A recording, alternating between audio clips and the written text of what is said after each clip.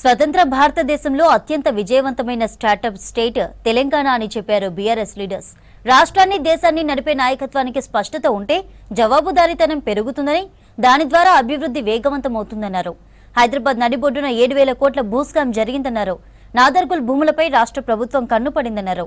సింగరేణి కార్మికుల సమస్యలు పరిష్కరించాలని డిమాండ్ చేసింది తెలంగాణ జాగృతి.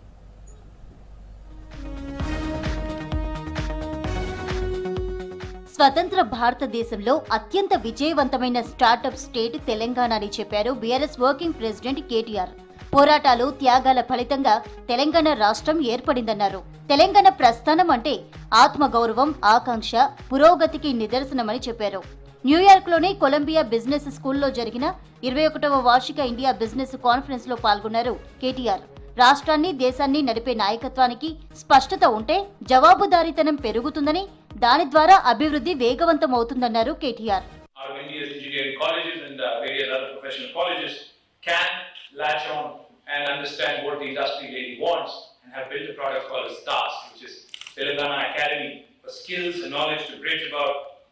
the difference in terms of what the market needs and in terms of what is being taught in our academic institutions.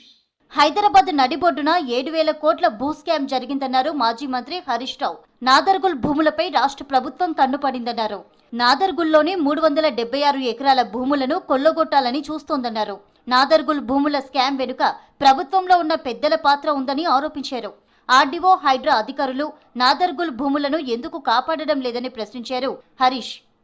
Shilpa infra తెల్లారి వరకు painting, Shilpa Raghava ఎల్ఎల్పికి పోయి దీంట్లో ఎవరు డైరెక్టర్లు అని తీసినాం. దీంట్లో తీస్తే ఎవరు వెళ్ళినరు అంటే పొంగిలేటి హర్షారెడ్డి, పొంగిలేటి లోహిత్ రెడ్డి, పొంగిలేటి సప్నీ రెడ్డి డైరెక్టర్. ఇప్పుడు ఏమర్థమైంది? ఈ భూములకి ఎవరున్నారు? శిల్పా ఇన్ఫ్రా అంటే పొంగిలేటి కుటుంబ సభ్యులు ఈ నాదర్గుల్ భూముల వెనుక ఉన్నారని స్పష్టంగా బట్టబయలైంది. రక్షించాల్సిన రక్షకులు కబ్జాదారుల పక్షపాతం వహిస్తున్నారు, కబ్జాదారులకు కొమ్ముగాస్తున్నారు. సింగరేణి కార్మికుల సమస్యలు పరిష్కరించాలని డిమాండ్ చేశారు తెలంగాణ జాగృతి అధ్యక్షురాలు కవిత. కార్మికులకు సొంత ఇండ్లు ఇవ్వాలన్నారు. మెడికల్ టెస్ట్ కంప్లీట్ అయిన 300 మందికి వెంటనే పోస్టింగులు ఇవ్వాలని డిమాండ్ చేశారు.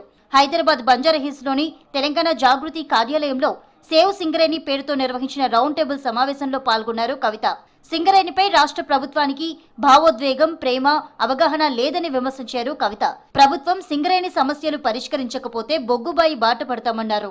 మెడికల్ ఫిట్ అభ్యర్థుల పోస్టింగ్లు ఏవైతే ఉన్నాయో, అంటే వైద్య పరీక్షల్లో అర్హత సాధించినటువంటి సుమారు 300 మంది అభ్యర్థులు ఉన్నారు. వాళ్ళకి వెంటనే ఉత్తర్వులు ఇచ్చి పోస్టింగ్ ఇవ్వాలని చెప్పి డిమాండ్ చేస్తా ఉన్నాను. అట్లనే క్లర్క్ పోస్ట్ పరీక్షలు ఏవైతే ఉన్నాయో, ఖాళీగా ఉన్న క్లర్క్ పోస్టులు భర్తీ కోసం వెంటనే పరీక్షలు నిర్వహించాలని చెప్పి అడుగుతున్నాను.